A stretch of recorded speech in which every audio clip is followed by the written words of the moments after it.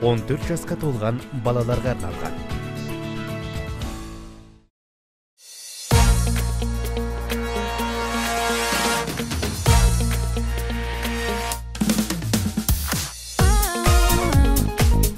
Көшбасшы кейзет.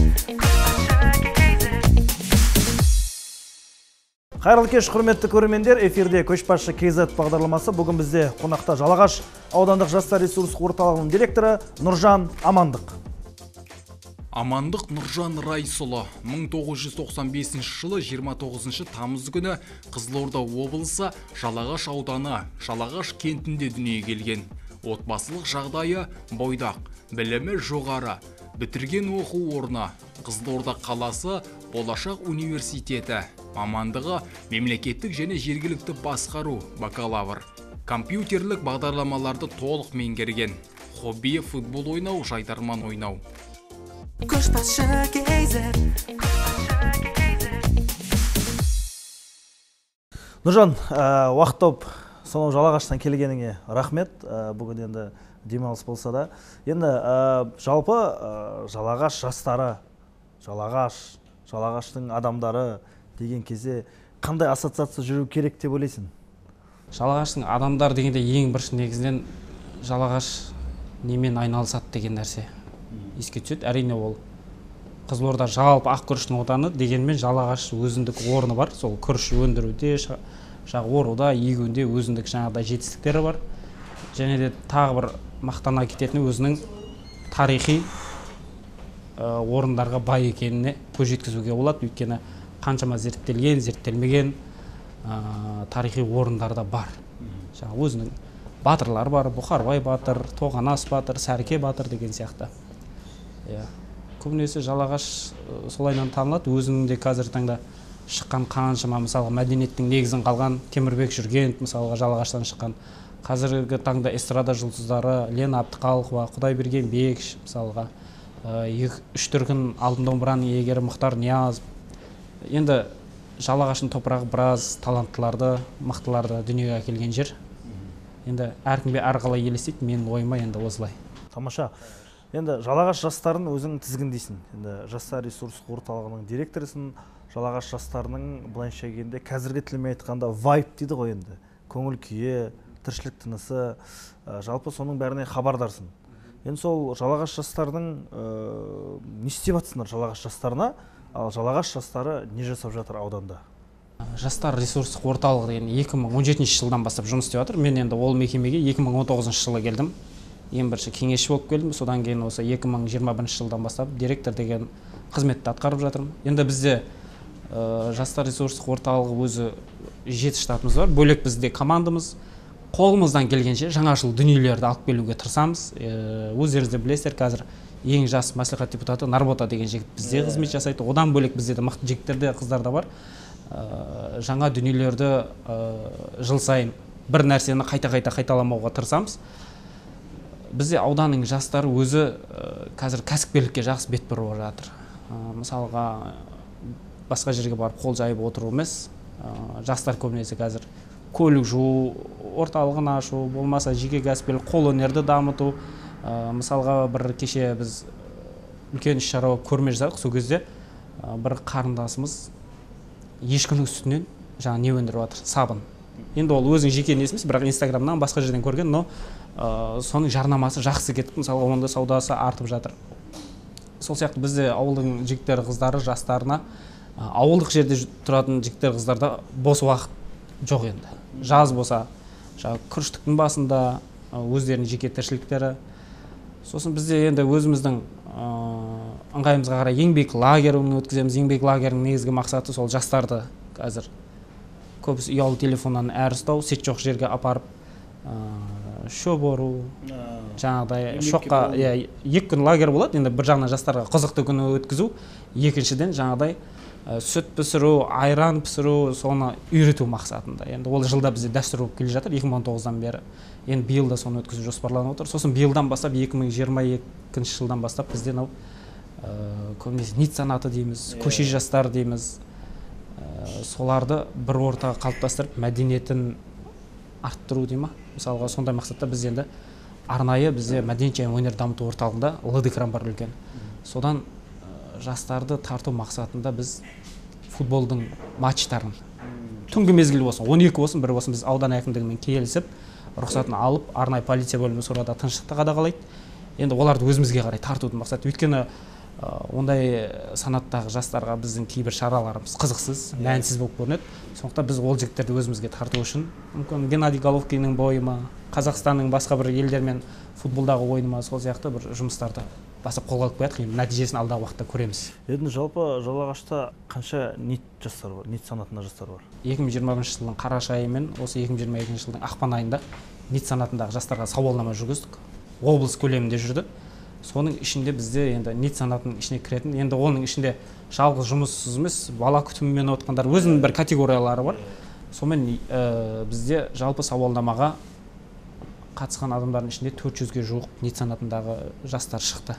Енді оның бәрі жұмыссыз емес, мүмкіндігі шектеулі, біреуінің жаңағыдай бала күтімінде отыр, біреуінің жаңағыдай жұмыс істегісі келмейді, күйеуінің жұмыс істегенде жетеді деген сияқты. Сондай нәрселермен енді 400-ге жуық болып тұр негізінде. Енді жалпы сол НИТпен күрес деген сонда қалай жүреді? Оларды жұмысқа тартып жұмыс бере ма, әлде олар тек қана анықтап қана қоя ма? Өте орынды. Енді бұл республика көлемінде осы мәселе үлкен жаңағыдай әлі талқыланып келе жатыр. Өйткені НИТ санатындағы жастарды жастар ресурстық орталығының өзінің ресурсы жоқ, оған бір жұмыс тауып бере алатын. Өйткені жұмыспен қамту деген арнайы орталық бар. Енді бізде қолымыздан келгенше, мысалы, жұмыс сұрап келген адамдарға біз кеңес бере аламыз. Диплом алып келдіңіз, не істеймін десе, жұмыспен қамту орталығына жолдаймыз, қоғамдықпен жұмыс істеуге болады, жазда жасыл елмен жұмыс істеуге болады. Бізде сосын көбінесе бізде жастардың парақшасы болғаннан кейін бізде Жалағаштаймыз, және Жалағаш жастары деген арнайы парақшамыз бар. Сол арқылы біз бір мойкеге, магазинге, күзетші, охранник деген сияқты жеке кәсіпкерлер жұмыс істеген кезде бізге айтады. Бізге осындай керек, осындай керек. Біз бірден шығарып отырамыз. Енді ол нақты енді статистикалық ресмиде де есепке кірмейді ғой, өйткені ал жұмыспен қамту арқылы жұмысқа тұрса, ол тұрақты тұрды, осындай отчетқа кіреді. Енді ол біз НИТ санатындағы жастарды анықтағаннан кейін жай оны қойып қоя салмаймыз, ақпаратқа облысқа жолдаймыз, облыстан тапсырма болып аудандағы жұмыспен қамту орталықтарында білім бөліміне сол мамандықтары бойынша тапсырмалар келеді, кәсіпкерлікке баулу. Енді ауылдық округте бізде жастар жөніндегі мамандар да жұмыс жасайды. Ол кісілер де қолдарынан келгенше сол жастарды жұмыспен қамтуға тырысады. Енді ол НИТ санатының ішінде мысалға бізде мынадай да бар. Ол мемлекеттік мекемеде үкіметке жұмыс істегісі келмейді. Өзінің тіршілігі бар, бірақ ипісі жоқ. Мүмкін ол жаңағыдай не жұмыс істейді, наемник болып жұмыс істейді, еш жерде тіркелмеген. Сол бізде кейбір жерлерде НИТ болып статистиканың көтеріп жүріп, сондай да жағдайлар болып жатады. Енді оған біз 40-50 мыңның, 60 мыңның жұмыстарын ұсынатын болсақ, ол 200 мың, 300 мың тауып жүр, не керегі бар дейді. Сол кезде бір көрсеткіштер дұрыс тұрмай кететін кездер болады енді. Енді жастардың арасында қай кезде болса да субмәдениет деген болады. Яғни жалпы мәдениет бар, адамның, қоғамның тұрақты бекітілген мәдениеті, мысалға дәстүрлі ән, эстрадалық ән деген сияқты, бірақ субмәдениет өкілдері ол жаңағы брейкерлер, болмаса жаңағы бір рокерлер аз ғана болып жүреді, сосын бір кішігірім бір девианттық қылық танытады. Дегенмен де олар да мәдениеттің бір өкілі, үлкен бір өкілі, бірақ ол субмәдениет деп танылып кеткенде, сол Жалағаш ауданында сондай бір ешкімге ұқсамайтын, сондай бір субмәдениет ұстанатын жастармен қалай жұмыс жасайсыңдар? Ондай жігіттер, қыздар көп деп айта алмаймын, бірақ бізде заманауи бимен айналысатын қыздар жігіттер бар. Ол туралы біз іс-шаралар, жарыстар өткізіп тұрамыз. Осы күнге дейін өтті, 2-3 рет өткіздік, бір арнайы жарыс қылып. Кейбір енді оны арнайы би өкілдерінің жастар түсінеміз, енді кейбір жерлерде үлкен кісілер түсінбей қалып жатады ол кісілердің. Мүмкін ол кісілерге ерсі көрінеді шығар үлкен кісілерге. Ол жалаңаштанып отқан ештеңе жоқ, тек іс-қимылдар. Бізде енді көбінесе онымен айналысатын 8, 9, 10, 11 сыныптың оқушылары ғой. Ал жастарымыз көбісі студент сыртта болады, сыртта болғаны үшей жазда келеді. Сондықтан ол кісілер сыртта өздері басқа қалыпқа түсіп келеді. Сондықтан біз оқушыларды дұрыс жолға түсуіне, барынша дұрыс жолмен жүруіне өзінің жетекшілері де биден беретін апайларда жұмыс жасап отыр. Біз де соған қарай жұмыс жасаймыз. Енді ол кісілердің де көзқарастары бөлек, бізбен де жұмыс жасап тұрады арасында. но бірақ енді көпшілік енді көшелерде ондай жерде өткізіп жатқан жоқпыз, бір арнайы ғимараттың ішінде. Енді оны түсіну үшін де алдағы уақытта жаймен этаппен келе беретін шығар деген ойымыз бар. Түсінікті. Енді қараш, мысалға онсыз болмайды деп ойлаймын, бірақ аудандарда жазғы уақытта топтық төбелесу өте көп. Сендерде қалай о жағынан, қалай күресіп жатсыңдар? Ол ауруын жасырған аңдамай өледі дейді ғой. Ондай жоқ деп айта алмаймыз. Бар, енді көбінесе енді ол топтық төбелес деген кімдердің арасында, мектеп оқушыларының арасында сол баяғы райондарға бөліну. Енді біз барынша қандай да бір іс-шара болсын, полиция бөлім жігіттері, қызметкерлері жүреді. Но бірақ соның өзінде де сондай топтық төбелестер орын алып жататын жағдайлар кездеседі. Енді біз білмеймін, енді әркім айтады ғой, мысалға, ой, біздің кездегідей қазір төбелес жоқ деп өлген ағаларымыз. Біз де айтамыз, қазір тыныш сияқты ғой что-то деп. Енді қазіргі балдар шамалы тыныш сияқты бізде ауданда, енді басқа аудандармен салыстырмалы түрде қарайтын болсақ, Жалағаш ең тыныш аудан.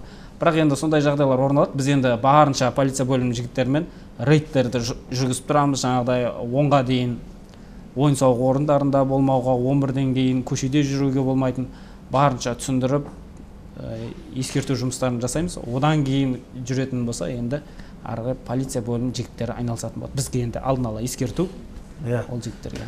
Енді өзің Жайдарманда да ойнадың, Жалағаш құрамасын біраз жетістікке жетеледің жігіттермен бірлесіп. Өзің енді сол белгілі бір сатылардан өтіп, қазір енді Жалағаш ауданының жастарының көшбасшысың. Енді өзің бір астын сызып айта алатын қандай жетістіктерің бар деп ойлайсың? Ері туған жеріне, ит тойған жеріне дейді ғой. Кіндік қаның тамған жерге маңдайыңды тері тамсын дейді. Енді біз барынша қолымыздан келгенше осы Жалағаштың атын қалай шығарсақ болады. Мүмкін сол өзіміздің қолымыздан келген көтере алмайтын шоқпарды беліңе байлама дейді. Қолымыздан не келеді ғой, Жайдарманмен Жалағаштың атын шығарайық. Мүмкіндігінше енді эфирге де шықтық, премьер-лигаға да бардық.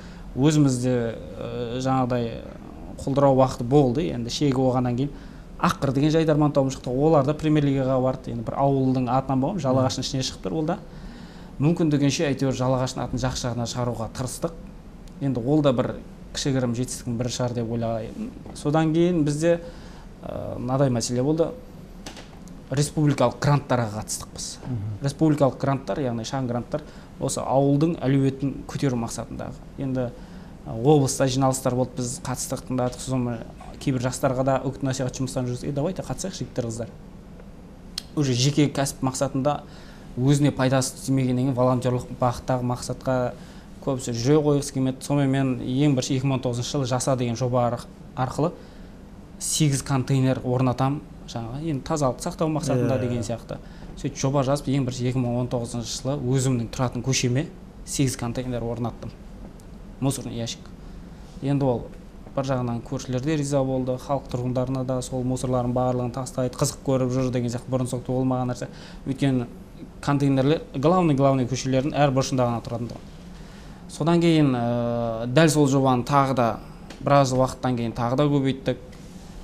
Сосын бізде мынадай мәселе болды. Ең бірінші Каспийдің терминалы болмады біздің ауданда. Мәссаған. Кәдімгі банкомат дейді ғой. Сонымен ақша алатын болсақ, бір Каспийде бір лимит болды, народныйға тағасың, тек бір күнде 10 мың ғана аласың. Сонымен давайте бір кредит алады, біреулер онлайн келеді да Қызылордаға келіп снимать етеді. Екі жол 75 километр, былай 150 километр жүреді, жол шығыны бар. Каспийдің менеджерлеріне андай гид бөлімде жазуды жаңағыдай жалғыздың үнін шықпайды дейді ғой. Осы жігіттер 30 шақты 40 шақты жігіттерді алып, давайте жазайық. Біздің Жалағаш ауданына осындай нәрсе керек. Жалағаш ауданына бір текст дайындап бердім. Соның барлық жазып шыққан. Соған бір күні бір таныс бір қыз бар, мысалы Алматыда осы Каспийдің несінде жұмыс істейді. Нұржан дейді, сен бұның юридический отделіне звондасай, осындай деп мәселе көтерсей деді. Мақұл, давай көтерейік. Звондасам, сіздерден бір осындай гид бөліміне осындай 30-40 шақты Жалағаш ауданы деп қайта түсті осындай ұсыныстар. Біз қараша айында бергенбіз ғой. Сіздердікін келесі жылы жүзеге асырамыз деді да. Мен енді ойладым, сол айтқан күйі сол күйі қалып қояма деп. Бір күні барсам, бір 2 магазинге орнатып жатыр да. Енді ол біздің ұсыныс па, әлде өздерінің ойымен ба? Өйткені барлық аудандарда Қызылорданың жоқ екен ол. Сондай. Иә, бір-екі аудан Жаңақорған ба Шиелі жақта бар екен. Ол жалпы компания бір бетке ұстарлық компания, оның кейсін американдық Гарвард университетінің бизнес мектебінде оқытады. Сондықтан олар айтты ма, олар жасайды. Енді бір осы жерде бір тағы бір сұрақтың реті келіп тұр да, Жалағаш ауданының енді кез келген жастар жүрген жерде қолдаушы деген болады. Ол сөзбен қолдайды, ол іспен қолдайды, ол заттай болмаса, қаражаттай болмаса, арқаңнан қағады деген сияқты. Сондай бір Жалағаш ауданының жастар дегенде ішкен асын жерге қоятын қолдаушы ағалардың ат жөндері болса, соларды бір атап өтсең. Кәсіпкер ағаларымыз бар, ең бірінші.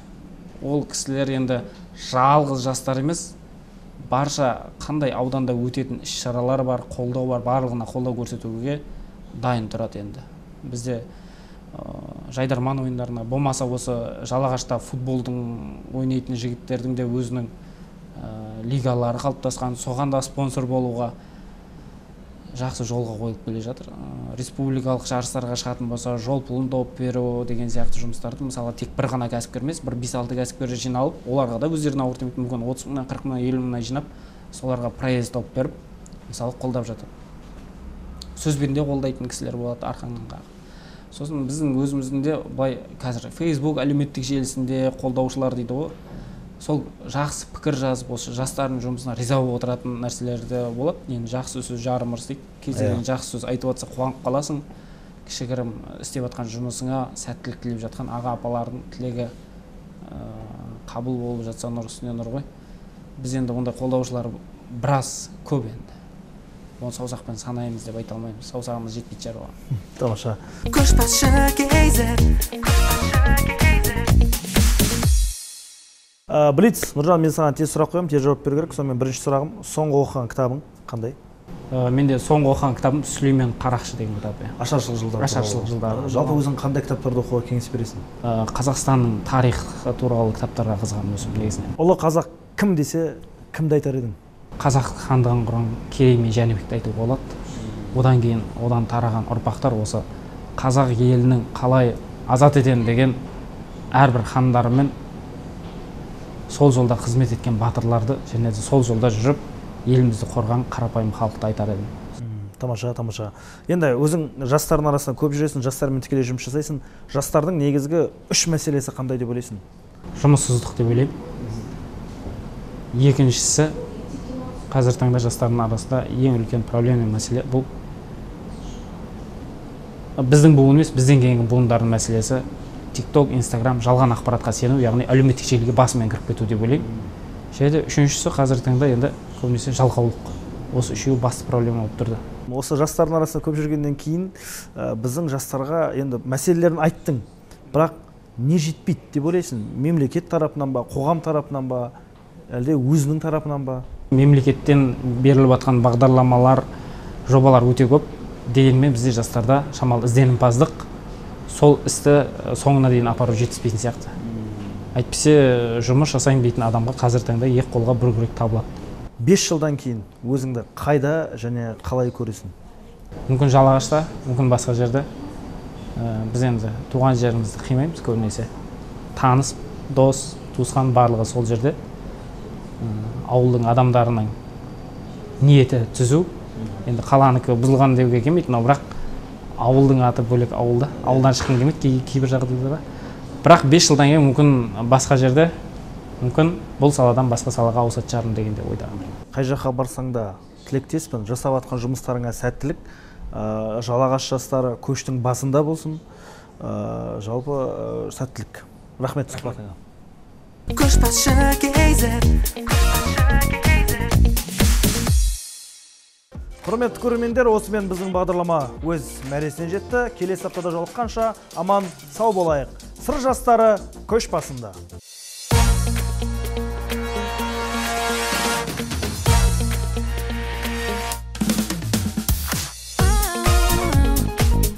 Көшбасшы